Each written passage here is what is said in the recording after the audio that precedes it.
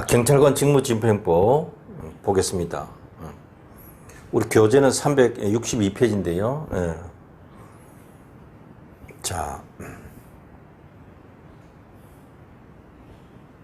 보세요. 경찰관 직무집행법 제1조로 보세요. 제1조.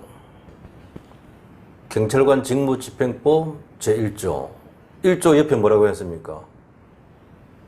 목적이라 되어 있잖아요. 이렇게 개별 법들은 1조에 반드시 목적 조항이 있습니다. 이게 굉장히 중요해요. 이 법을 만드는 기준이 되는 거예요. 그걸 염두에 두고 여러분 생각하고 공부하셔야 돼요. 자, 이 법은 경찰관 직무집행법은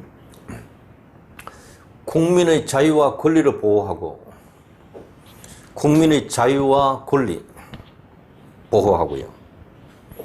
사회 공공의 질서를 유지하기 위한 경찰관의 직무 수행에 필요한 사항을 규정함을 목적으로 한다. 경찰관 직무 사항을 규정하는데 경찰관의 직무는 뭐 때문에 하는가? 국민의 자유와 권리를 보호한다는 거죠. 국민의 자유와 권리를 보호한다. 그리고 사회 공공의 질서를 유지하기 위해서 한다는 거죠. 이걸 꼭 기억해 두셔야 돼요. 외우셔야 돼요, 이거는. 경찰관 직무집행법은 직무 범위를 정하는 건 맞는데 무엇을 위해서 직무 범위를 정합니까? 국민의 자유와 권리 보호하는 거예요. 국민의 자유와 권리를 보호하는 거죠. 보호. 그 다음에 사회 공공의 질서를 유지하는 거예요. 질서 유지.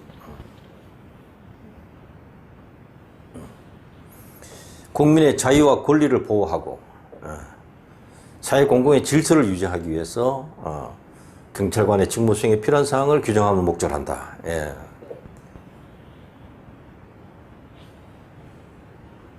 뒤에 가면 뭐 있어요? 그냥 갈로에서 시험 내놨습니다. 예. 연습 문제에다. 국민의 자유와 권리 보호, 사회 공공의 질서 유지. 예, 이걸 꼭 외우시기 바랍니다. 아예 외우셔야 돼요. 청년경찰 제대할 때까지, 제대하고 나서도 마찬가지예요. 예.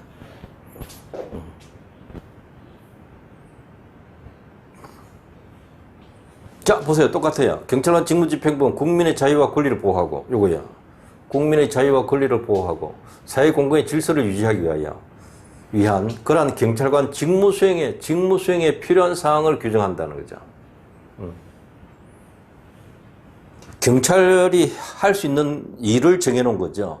그러니까 경찰 작용에 관한 일반법이 가장 기본법이다. 경찰에 적용되는 가장 기본법이라는 거죠. 경찰 작용과 관련한 가장 기본법이다.